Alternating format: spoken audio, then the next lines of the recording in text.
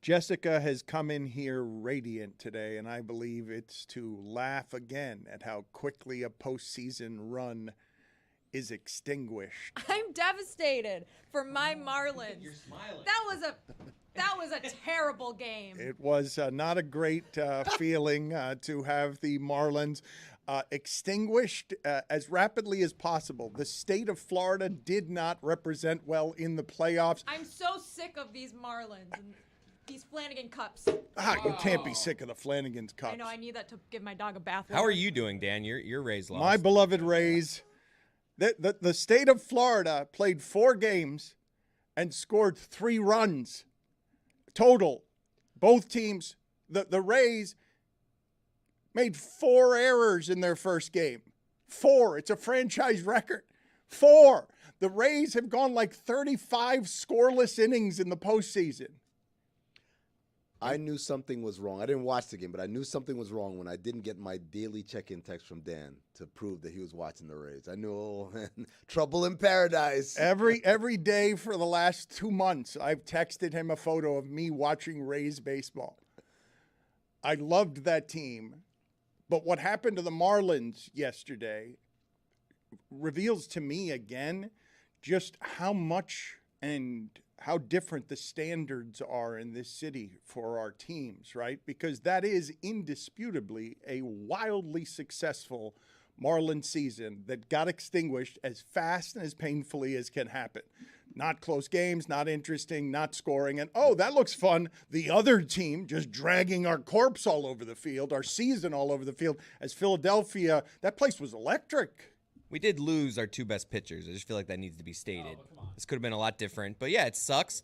Still a good season, though. Like, it's such a boring thing when you lose in the playoffs just to be like, good season, though. Yeah. But I'm going to do it. Good season. Good job, Marlins. Yeah, good season. Yeah. I do have a hot take, though, which is watching that game last night. I'd rather my team just not make the postseason than losing 2 games on the road like that. It feels really bad. How hot is that take? Because losing that way, Tampa was especially depressing. Those are the smallest playoff crowds in a century in that sport. That team got there with no enthusiasm. You play 162 games, and at the end, it's like getting right to the finish line of a marathon and you get diarrhea and you can't finish. Like that does not feel like a postseason run. Hate when that happens. You'd like to make the postseason, though, because you get the shirts. You get the shirts that say, take October, and you pray to God that Fanatics printed them right. Well, you also get the memes and the videos that go viral. Let's promote for the first time rising local broadcast star Jeremy Tachey's podcast. He went and talked to Jazz Chisholm, and he baited Jazz Chisholm into an answer that now Philadelphia fans are sharing because that grand slam last night, the grand slam that, what are you laughing about, Jessica? I'm not laughing, but the grand slam was the moment where I felt really confident that I'm glad my Cubs didn't even have to be in this position because I don't want to be embarrassed on that stage. No offense to the Marlins. I jumped in to our live stream last night when we were down 3-0 because I'm like, all right, you know what? They need me. It's time for me to save the season. He put his name as the savior. And as soon as I got there, they gave up the grand slam. We'll get to that in a second. Well, because there is some video of you guys soiling the evening that is fairly funny. But before we do that, fairly funny. The Jeremy Tachey, well, this is definitely funny. This is not fairly funny. Jeremy Tachey, Philadelphia is really enjoying that he baited Jazz Chisholm looking, a cover boy for the video game, like star of the team, brash and bold. Here's Jeremy Tachey saying before the series started what was going to happen to Philadelphia. Because nobody thought we would, and we just like that. That's just why. Like that. It's just like that. And nobody thought we would, and that's what we like the most. We love that nobody thinks we're supposed to be here. That fuels us even more. And if you think that fuels the players, you should think about our manager and our coaching staff. That fuels them to the T. So I feel like it just makes us go more. And no team likes the lights more than the Marlins. I can tell you that. I love that. I love that start. He loves the lights. Arias love the lights. Soler loves the lights, but you dang sure know I love the lights. So this is what we live for, and we can't wait to get this started. 8 p.m. Tuesday, Wednesday, maybe Thursday. Maybe the Marlins take care of business in the first couple games. No Thursday. No Thursday. Nailed it. That's the killer at the end. There will be no need for a game on Thursday. Of course, the Marlins season is over. They don't have to play on Thursday.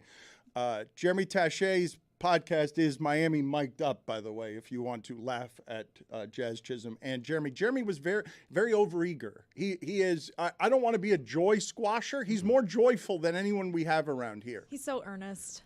I know his nickname is Jer Bear. I didn't realize he was a pander bear. There's a lot of pandering in that clip, folks. A lot of pandering. He is the new face of young journalism in this market, somebody who will cheerlead for the athletes and be happy to be around them, enjoy being around them. And so he was thrilled that Jazz Chisholm gave him the sound that now Philadelphia is making fun of. When's the last time you were that excited to be around an athlete? Oh, my God, it's been so long.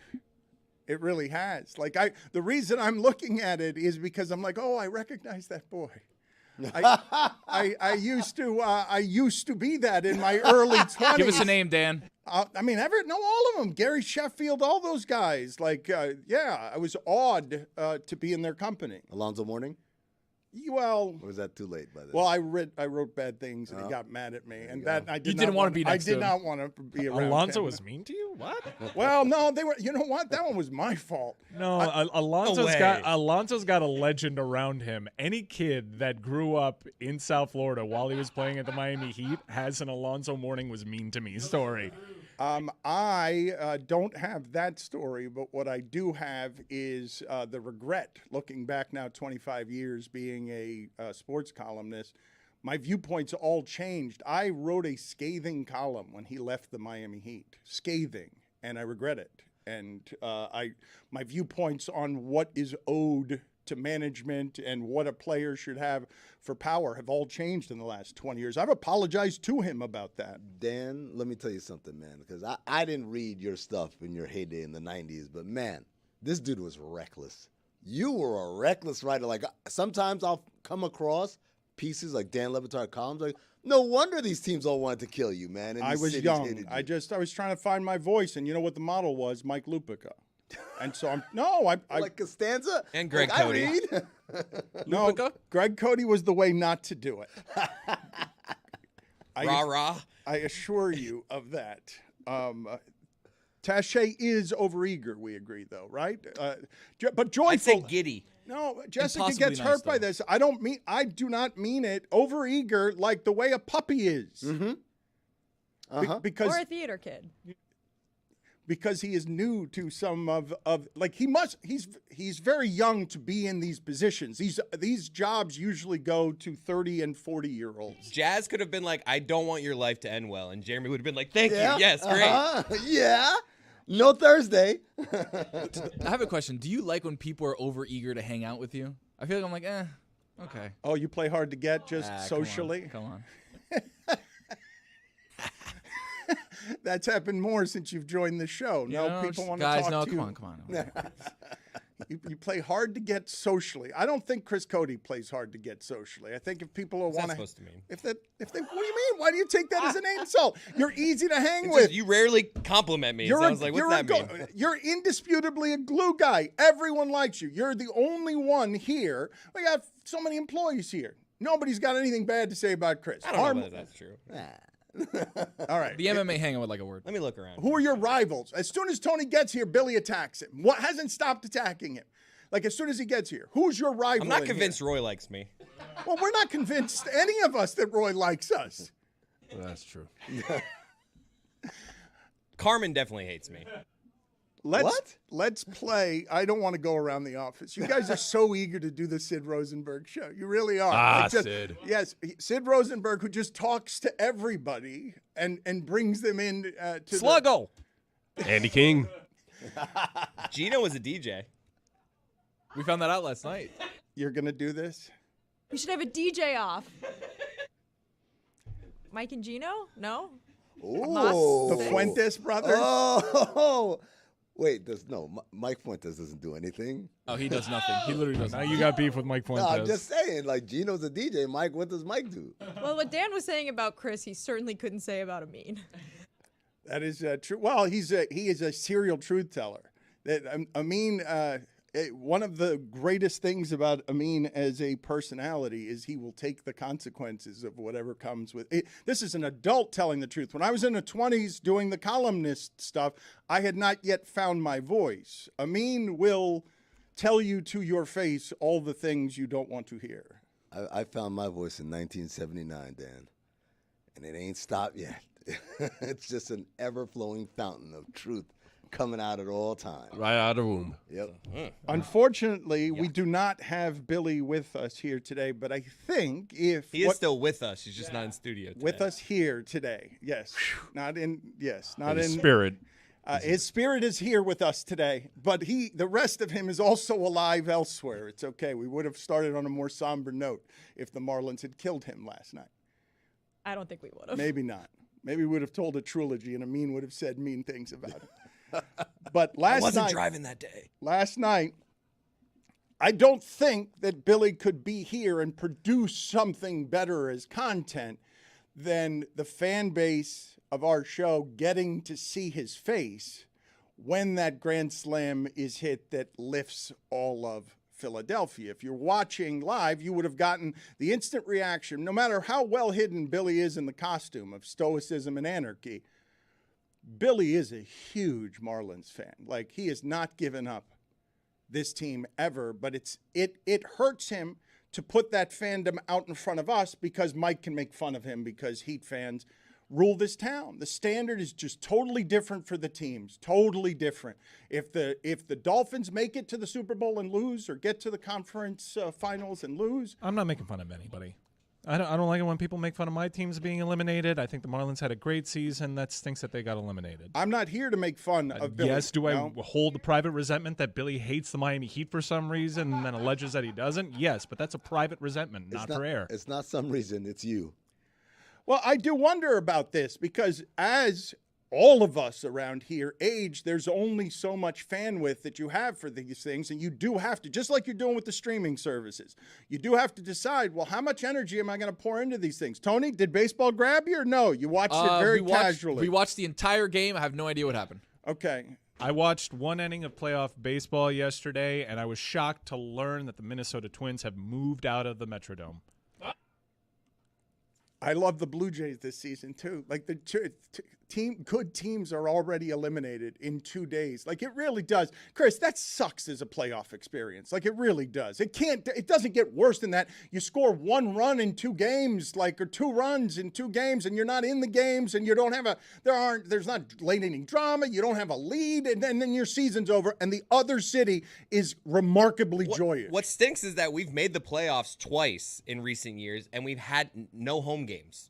The fans haven't got, even if we're going to lose, just being able to go to that park. I've never been to that park for a playoff game. So it's just, you're right. To your point, it doesn't really, it just felt like we had a big game last night. It didn't even really feel like They've been playing those for 6 weeks, and that's why it's been a good season. Like that right there. The fact that they played late into the season, meaningful games, and kept winning and were exciting, it's where fan bases get built on success. But again, different standards in this market, understandably, for the teams, because some of them have put the expectations so low that winning more than you lose is a conquest. And last year when the Heat did that, Mike turned on them, and then they did what they do in the playoffs, and that's their standard. That's the expected standard in this market. Did we save ourselves from shame? Would we have been the Rays if we had a home game? Yeah. Oh, my God. Because usually we're better at faking it. We can show up and just act like we've been here all season better than Tampa can. That's true. I think we would have filled that. We would have had more energy than Philly with a bunch of fakers. Nobody knows who the 8th hitter is, but they're excited to be there. You would have done a lot better than Tampa, I think. Tampa, for all the jokes about their attendance, it's not a novelty for them to be in the postseason. They've been there regularly. For Miami, I do think that there would be a buzz around town because of the novelty. The announcers on the Rays game yesterday refused to refer to it as a crowd. They called it a group. The group that has gathered in Tampa. It's the smallest crowds in 100 years in that sport. I put into my group chat roughly 60 seconds ago. There were about 30 people in this group chat. Was Zoe ever mean to you when you were a kid? So far, 7 thumbs up, and one chime in from Chris Whittingham saying he was never mean to me. But I've heard so many stories of him being mean that I feel like he was. Zoe Summer Groove 99. He may or may not have pushed me out of the way. Oh, I have May a or may Zoe, not. I have a Zoe Summer Groove story from one of the people here. Like, we were at the lobby at Zoe Summer Groove. Everybody signed autographs except for Zoe. I don't want to start. Why? I mean, What is Zoe Summer Groove? Oh, it was a great party. It I was like a that summer- one. No one, like, if Was you it- don't know. Was it Like Summer League Bronx before Beach Summer Party, League? or- Or Like a an dance attempt- party? it was like a charity Where game, was right? it? Yeah. It was here in Miami. It was like Moss Miami with a basketball game around it, right? Who played in the game? Oh, superstars. Yeah. Yeah. Zoe's Sam friend. Cassell. I would say it was an annual. Amin could speak to this better than I could actually, but because I was viewing it through the Miami prism. But I thought it was an annual event where the NBA came to throw a party for a weekend in Miami because of the number of friends that he had come down. Yeah, but it was Zoe. It wasn't the NBA. It was Zoe throwing this party, and Zoe's connections to guys across the league would come in. Magic Johnson used to have the same thing out in LA. It's like I said, it's more charity game than summer league because no one's taking it seriously. Kind of, it's an exhibition game. It's a reason for guys to come hang out in Miami, and then you sign autographs and you take pictures and all that stuff. But I didn't mean the play with Summer League. I meant the sort of buzz of we're going to go party here. We're Yeah. going to go party in a city for the weekend as members of the NBA. sure, but they played. When guys go to summer league, like Damian Lillard or LeBron or whatever, they're not playing. They're just there to support, so to speak. Guys would come play in this exhibition charity game because of their friendship with Zoe. But again, it was a light disguise for let's go party. I'm telling you, I'm connecting with a large part of our audience right Really? now. I think our social media is going to have a more than a few mentions of stories saying Zoe was mean to me when I was a kid. Do we put it on the poll yet? Well, now we have to do it, Yeah. okay? Because I'm watching. The YouTube is filling up here too. Is And the YouTube also it's- saying Zoe was mean I to me? mean, there's a lot of. Everyone's got a story. I've got a lot of stories too, but I was not wanting to do this. I have today. a good story. He once picked me up and put me on his shoulders and then just ran around the arena, and he held my hands. And It then he was kicked the dog. It was a really nice moment. I don't believe that was so. I don't, But we have to offset it some. I was 27 years old. The lie wasn't him picking you up. Oh, hey. Just Oh. the interesting thing is Zoe got thank you. Oh, two of them in the first. Pander Bear, and he gets 2 in the first 20 minutes. That's some sort of record. Efficiency, that's what it is. We got to get in Amin here earlier. Look at that. That was That's- the laziest joke ever granted. I can't believe it got that. I'm stunned. What, Pander Bear? No, not Pander Bear. That he just went That's 'cause after. Chris was fat. That's right. Zoe's not strong enough to pick up fat Chris. How does that get the Hakeem Nicks Look, laugh? how do you not know it was for the I was 27 years old? It wasn't. Well, Let's put up for the people on video. You'll be able, if you're just doing this with audio, to, I think, feel Billy's pain because they did a watch party last night. I want to put some color behind this. So there's like 6 or 7 of us in the actual watch party. The thing is, we're all watching the game around different times because we couldn't sync up. Like, Roy the had it like technology- 30 seconds before. Right, all Roy of us. was on Wednesday's game already, and like we were still on Tuesday's game. So here's the thing: something happens in this clip. Everybody else knows about it. Billy knows something is going to happen, but he doesn't know what. Oh, wait a minute. So are you telling me that everyone knew it was a Grand Slam before Billy knew it was Roy a knew Grand for Slam? sure. Everybody else was trying to figure it out, but they had a little Okay. bit more of an inkling. Wait, this is going to be fun as video then. So you're telling me I'm going to be able to see on their faces Roy's the first tell on the Grand Slam has been hit. Their season is over. That we had cameras live in the wild when Billy had his heart broken on television, and he was the last to know. Around that, it was Roy, then Mike Fuentes, and then Billy finds out a little bit later. All right, Mike Fuentes, the previously useless, according to Correct. Amin. I'd say- Mike Fuentes, or Yes. no talent. No talent, No yes. talent. No, I mean, okay, no talent, Mike. I mean, okay. Thanks for the upgrade. Not useless, but no talent. To be clear. All right, no talent, Mike Fuentes. He's got center square in this video. Okay. Well, Fuentes is, I will tell because I descend from Lupica, and he told me when I got to the Sports Report. Everybody has a story that I know in my group chat that Mike Lupica was mean to them when they were a kid. He told me when I got to Sports Reporters one night out late in New York to respect the brand. To respect the brand of Sports Reporters in a Times Square where it smelled like a bar and throw up and urine from the night before. Another little Easter egg in this video is Lewis in the top center square just playing video games during the game. Not paying attention. Okay, very good. The quality of the video sometimes around here would indicate that is symbolically so. I imagine when we're doing this show right now, Lewis is playing video games. Starfield. Right. Confirmed. But Fuentes, respect the brand. Okay, Fuentes. I don't mean to be Lupica, but these Fuentes brothers, the two of them, respect the brand. Let's play this video. Everybody's working. What did Gino do? I tried to be a DJ.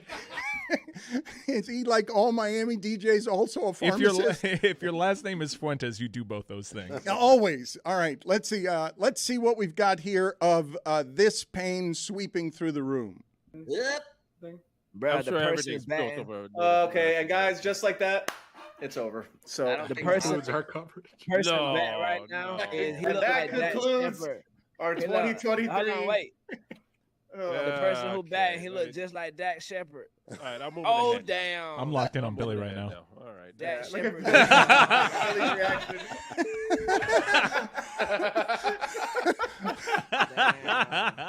Let's go, Panthers. Oh my God. And there he is, the no talent. Damn, bruh. I mean said it, He not hit a me. grand slam in the damn playoffs. Ain't that a?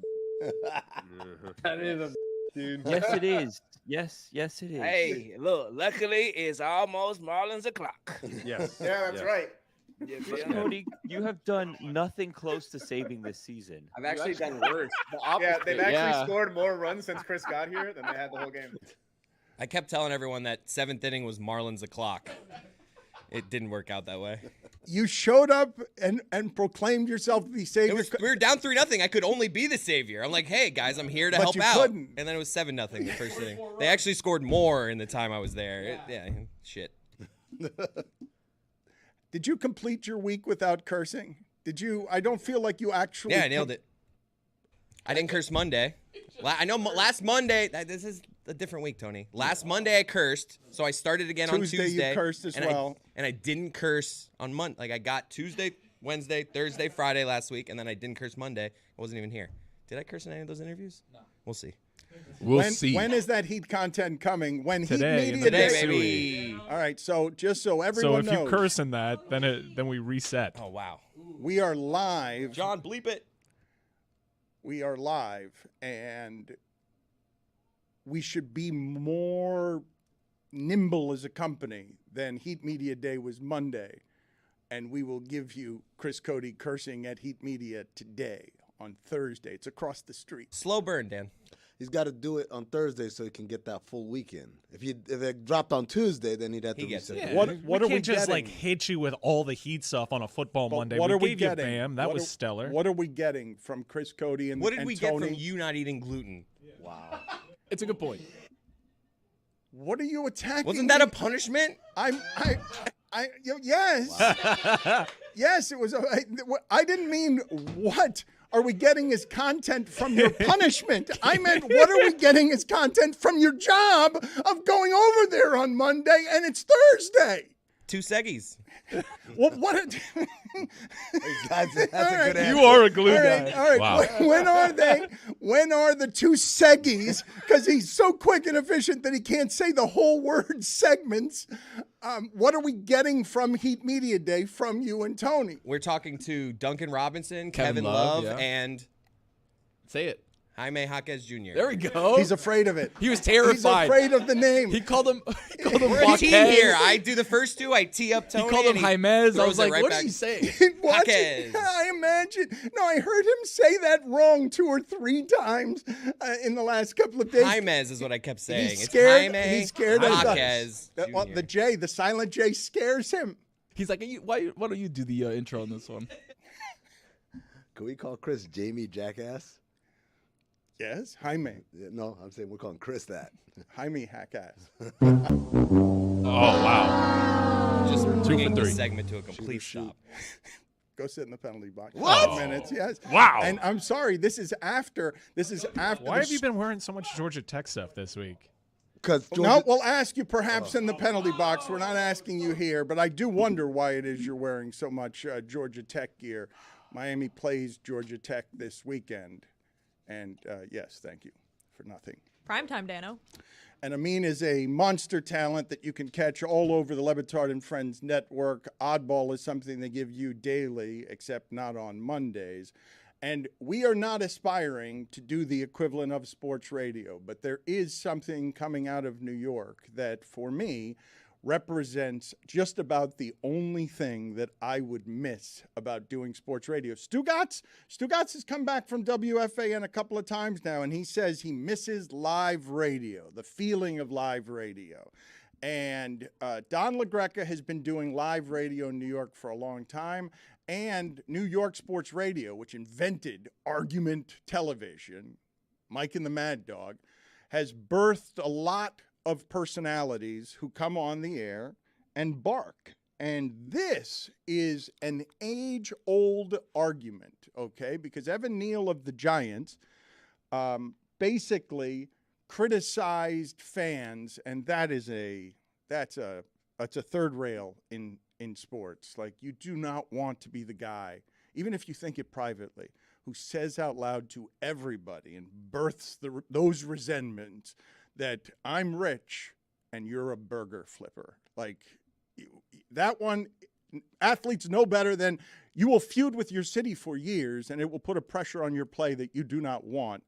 It is better. I like honesty from my athletes. It's better for an athlete to eat the condescension of what he delivers when he says, what does the lion care about what the sheep say? And he called the customer, the people who pay his salary, basically less than him, and Don LaGreca, as Don LaGreca will do on occasion. Like, this is, I don't know Don LaGreca, but I am told that his rage is genuine and righteous and funny, that he is a nice man, but when you step on the landmine that is sports radio gold for 30 years. This is an oil well that will never stop giving. The customer tunes in to hear Don LaGreca tell Evan Neal what's what about who pays whose salary and who's flipping burgers. Play it. Why would a lion concern himself with the opinion of a sheep? He added. The person that's commenting on my performance, what does he do? Flip hot dogs and hamburgers somewhere? Are you kidding me? Are you kidding me? I'd cut his ass. I would. How dare you? How dare you? These people pay your salary. They pay an obnoxious amount of money to park, an obnoxious amount of money for PSLs, to sit there and watch this pap, and you call them hamburger flippers? What, you're so much better? I'd rather have a guy that's flipping hamburgers block than your piece of garbage ass. Who the hell are you to talk to fans like that? You piece of garbage.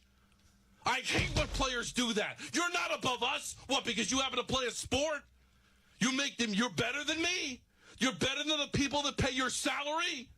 These Giant fans were here before you, and they'll be here after your sorry ass is cut. What a piece of human trash. And I don't want to hear some apology. I don't want to hear, oh, I was taken out of context. I didn't mean, I don't want to hear, done. I would cut his fat ass. Oh, if I'm John Mara, I call him into the office and say, you were a first-round pick, but you're not worth anything. You don't talk to our fans that way. You don't talk to me that way. You are out of a job. You should boo him. If you see him in the mall of Willowbrook, boo his ass. If you see him on the DMV, boo him. Don't stop booing him. If he goes to the Pro Bowl, boo him. If he wins a Super Bowl, boo his sorry ass. And I'm telling you, it's like watching an enraged Santa heckle human beings. Like, if you were on the street and walking past the place and you saw someone for the holidays dressed as Santa, but they were screaming mad with rage at the maximum insult that you could deliver, which is, yeah, I think I'm better than fans. You're better than me. Like, you just saw his forehead turned radioactive red. Crashmore. You probably went a little far, huh? He is Crashmore. You really don't need to call people pieces of trash. There's also, but that's not how rage works. Do you know how much of that sentiment, just all of it that's not at microphones is running through our entire country right now? The radioactive red contrasts so well with the Kenny Rogers motif. Yeah. It's so good. All of it is good. Jessica seems shocked, and because it is. It was shocking. I mean, I know that this is what New York sports radio is, but it is still shocking every time. I'm wondering who this man's cardiologist is. Yeah. He seems like he does well for himself. $2 million, that's my quote, Jessica. See, if I have to do another movie, that's how much they have to pay me. He's just doing Crashmore now. Jessica, you do know that if LaGreca is just the evolution, and he's done a show with Michael Kay in that market for a long time, and Michael Kay I don't think does a lot of that, but that's part of the personality. That is what Mike and the Mad Dog, its evolution in 2023 in a place, one of the few in America, where sports on your radio is still a thing, where it matters. You can get an audience because New York loves its sports radio. That's the 2023 evolution of what sports radio has become over 25 years. That's good shit right there. Of course. That's meeting the moment. He's a talent, man. That's awesome stuff. The great thing is somebody's trying to like slow him down. And they're like, Don. He's like, no. He's on a heater. I'm keeping going. He knows he's on a heater. How many LaGreca clips have we played in our show's history, like over the last 5 years? I think it's getting up to close to 10. Mm-hmm. That's amazing. This is the wonderful evolution of the thing that New York sports radio has birthed. Do you understand that the moment Evan Neal says this, gold bricks are falling from the sky? They don't want to talk Giants football. Here's a thing to talk about. The Giants are about to go to the Dolphins. Have you seen how bad the Giants are? That game is this week. They'd rather talk about this. I think the gold bricks are falling into LaGreca's cardiologist's lap, though. Yeah. There's a vein popping out of his beard. I've never seen it before. He is what the medium has to be. Funny, smart, rage-filled, offensive, passionate, offended. And then right there, and right on the edge of cardiac arrest, and right on the other edge, full on, too. like right on the edge.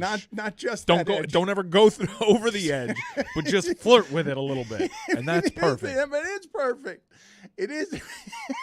It is. What was the name of the movie? Silent Night.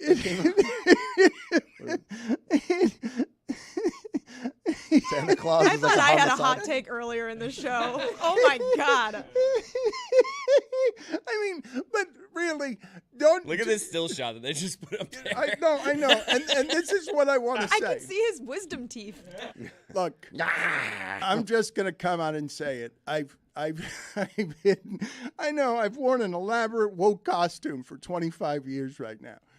But with the elections that are coming up in 2024, I do want to advocate on the side of, God damn it, LaGreca can call a person, New York, a piece of garbage on sports radio for as long as I live, and it's okay, just because we can laugh at his rage-filled face. I will allow it, even though we really shouldn't be calling athletes pieces of garbage. Shouldn't tell me they're better than me. What do you think you are? I wanted to be. I wanted to be in the room with him just to say, hey, it exhibits the behavior of a human piece of garbage. Yes, that's what they did at ESPN. That was the rule. That's right. Don't call anybody an idiot. I was 8 years old when you decided to go to the Nets. Yeah. 8. Wow. I saw you at a farm stores. You didn't give me the time of day. This is what I regret, though. When you were 8 years old, I was writing that column about so, and it shaped my opinion. I was feeding. When he came back back to the Heat after getting waived by the Raptors, everyone was giving him a standing ovation. I just stayed seated. Boo, boo. You booed him at the DMV? But in 06, he was our best Everyone's center. saying Zoe. Mike's like, no. I'm just turning to people. Remember what he did to you. Remember what he did. Do you understand how profound my regret is that I wrote the columns that fed an 8-year-old Mike who now is that kind of wounded and caring about this franchise, and I wrote it from the wrong side on an impressionable 8-year-old? Like, My take was wrong. It's the opposite of how I feel right now, but I was writing through Mike's pain, a childish pain, in a voice of a columnist who hadn't grown up yet. I tore up Zoe for not being loyal when he didn't have to be loyal. In your defense, he didn't tell me what to think. You just asked me if I'd like to. No, I hadn't figured out how to do that yet. Back then, I was telling you what to think. Yeah, back then, no, because that was the style of a columnist back then. Greg Cody came off as super opinionated to me. I mean, really? But he was voice of the fan. I was like, yeah, they should get Tony Martin. We deserve this. Get Tony Martin. This has been a good season. Just get Tony Martin.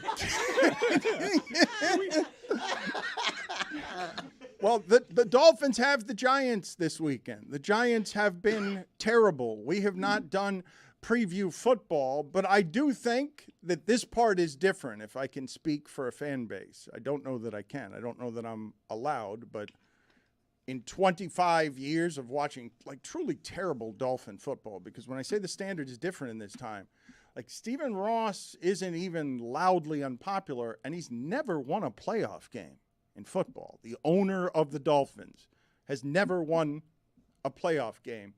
I had a different feeling than one that I usually have around that Dolphins loss at Buffalo. I did not think that they were unmasked. What I thought was, oh, yeah, you go, good team. Your offense slows some, still feel good about my team. We'll come home and get it fixed. And that is not a Dolphin feeling before. There's an apocalypse in Buffalo. You lose by 4 touchdowns. But you expect, because you're gaining trust for a coach who wasn't ready for RG3, a coach from a tree of young people that you now trust because everyone in the media is telling you, whether you understand it or not, hey, you know Miami's scheming people to death, right? Like, you know that the things that they're doing, if not revolutionary or innovative, like this, your coach isn't going to look like Sean Payton right now because he's one of the kids who learned playing video games at the knee of the Shanahans and birthed this kind of football where we can all see, oh, if your coach has a little bit of an advantage and you definitely have a speed advantage all the time, you look a lot like the 49ers, where they're ravaging you on defense because they've shored up that side of the ball and they've got a cheap quarterback. But this team is built in that team's model, the schemes, the things that are being done. This is Shanahan is already a teacher. He's not a pupil anymore. Like, he's not the guy who took Atlanta to the Super Bowl and Matt Ryan to MVP. Like, he is now Belichick. I saw coming in this morning. I saw it. They're talking about Belichick as if he's done.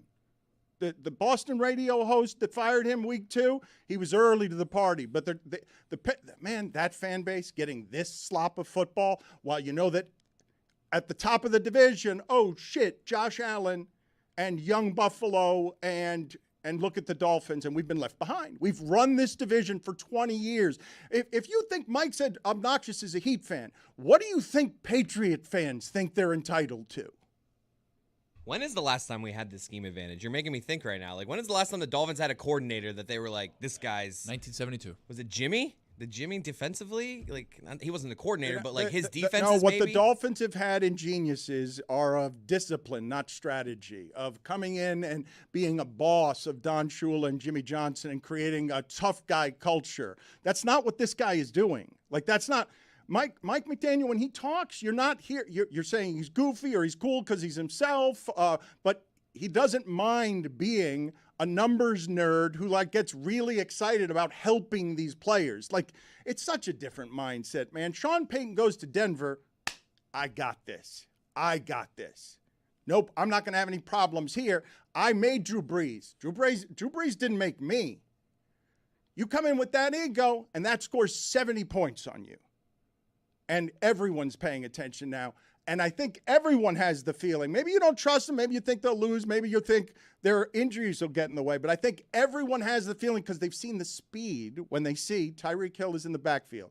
And he's going in one direction in motion. But everyone's following him because why is he in the backfield?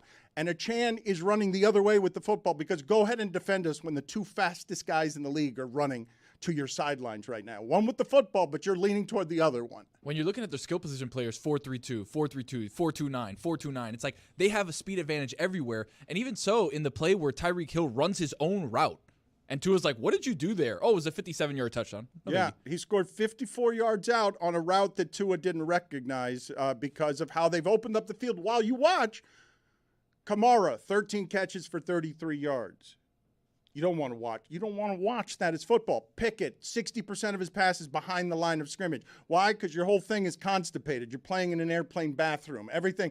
3rd and 4 to you seems like something. This is what I love about the Dolphins in this incarnation. Yeah, 3rd and 9. What of it? Like, that's something I haven't seen since Marino down here, like, at all. That hasn't existed. 3rd and 9, okay, and 3 downs to get 10 yards for that offense. Like, my feeling is that's going to work all year. That if they could just not be injured along the offensive line, and it could look like the first 3 games of his protection, my guess is they'll look like that. I think the feeling of South Florida right now is that team is coming back to beat the Giants, to drag the Giants. And the funny thing is, when you look at the Dolphins, I think they lead the league in explosive plays, which are 15 yards or more. It's the greatest indicator of scoring is those explosive plays. And it feels like every play, they have a guy going for 40 yards. And McDaniel rocks the joggers better than any coach I've ever seen. He's showing ankles. Not a lot of coaches show ankles. Has anyone found out whether he was vaping? Do we know? Yeah, he's played coy with that, seemingly confirming it. Are his sunglasses getting bigger? They're getting cooler, are they not? They're getting bigger. Just bigger? You think he's just aging, that he can't see the field as well? I think maybe he's also, because he's funny like that, I think he's getting slightly bigger sunglasses every game. Is he doing a Scary Movie 3, like with the hat? Yeah. You think by week 17 he's going to have a cartoonish slate, like that he's doing what Jimmy Butler did to Media Day. He wants us to have 17 photos that tell a funny story. Yeah, it's just going up like 0.3 each Sunday. Can you tell me whether you had your heart broken last night quietly by your soccer team? Messi is not playing. When he does not play, they lose 4-1.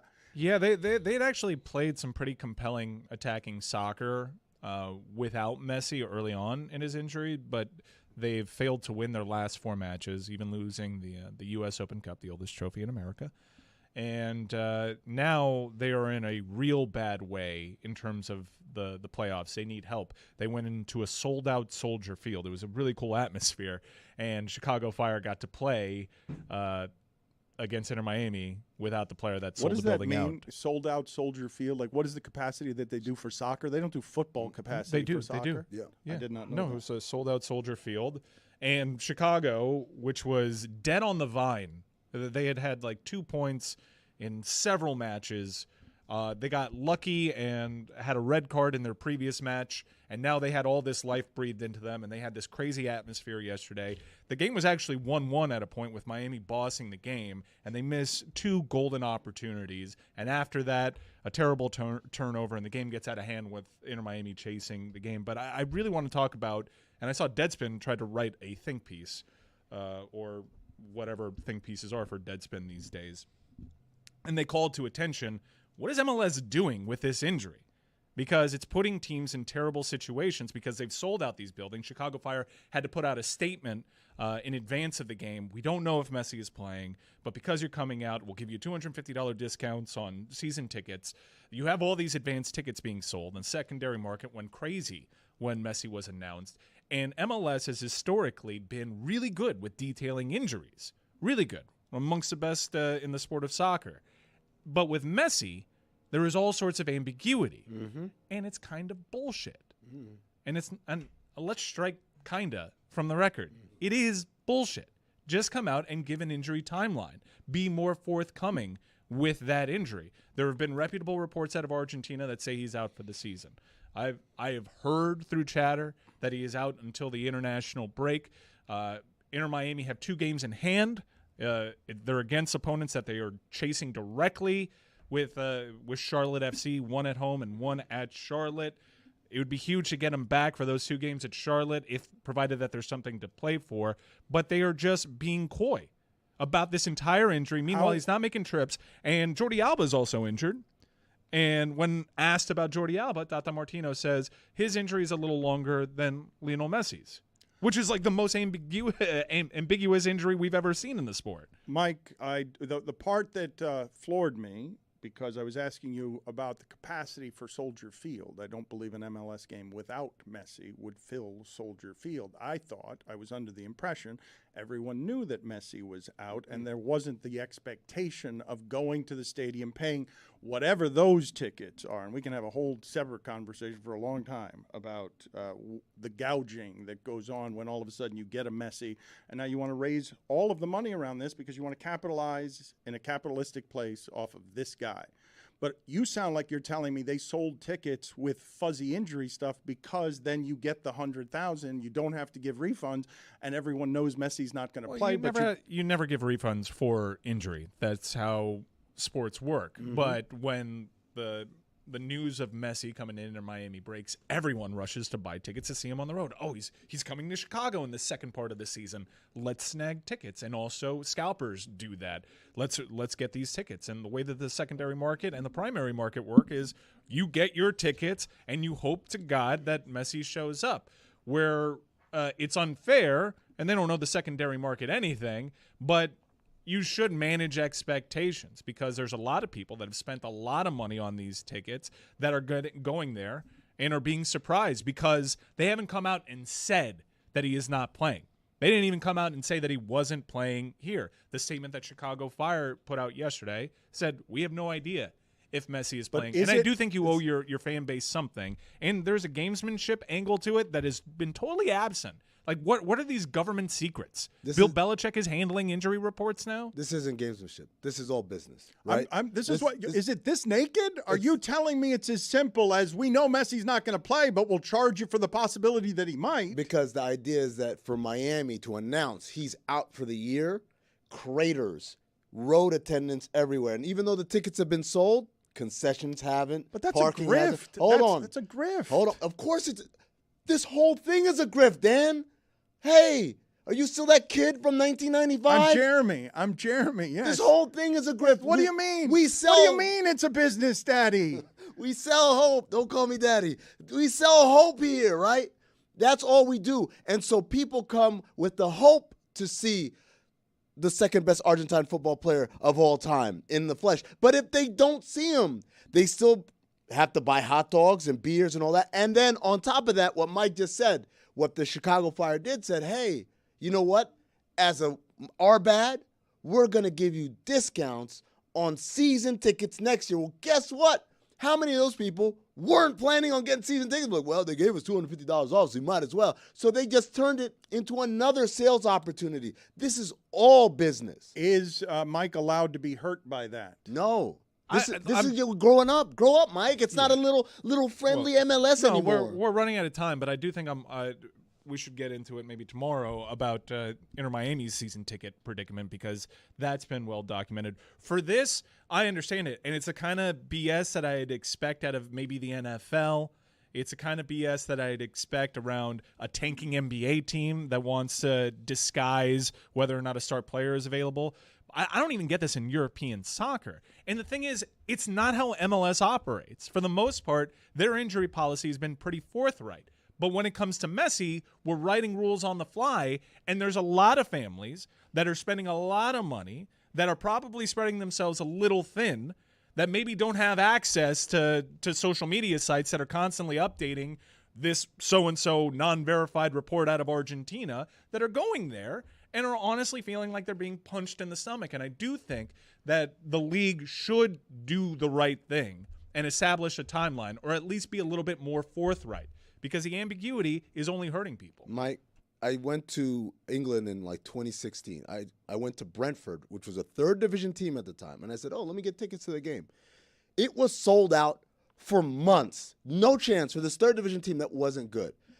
Dude, that's their culture over here. Over there. Over here, we got to move units, man. And that's what they're doing right now. They're trying to move units. They're trying to make that leap from sideshow to one of the big shows. And this is part of it, man. This is America, Jack. Well, it's not just America, though. I love when the sports teams represent the cities. So, of course, a Miami team is going to run a grift on you with the most popular athlete in the world. Like, it won't be truly Miami, like inbred in our culture, unless it is on a foundation of total commercial grift and greed.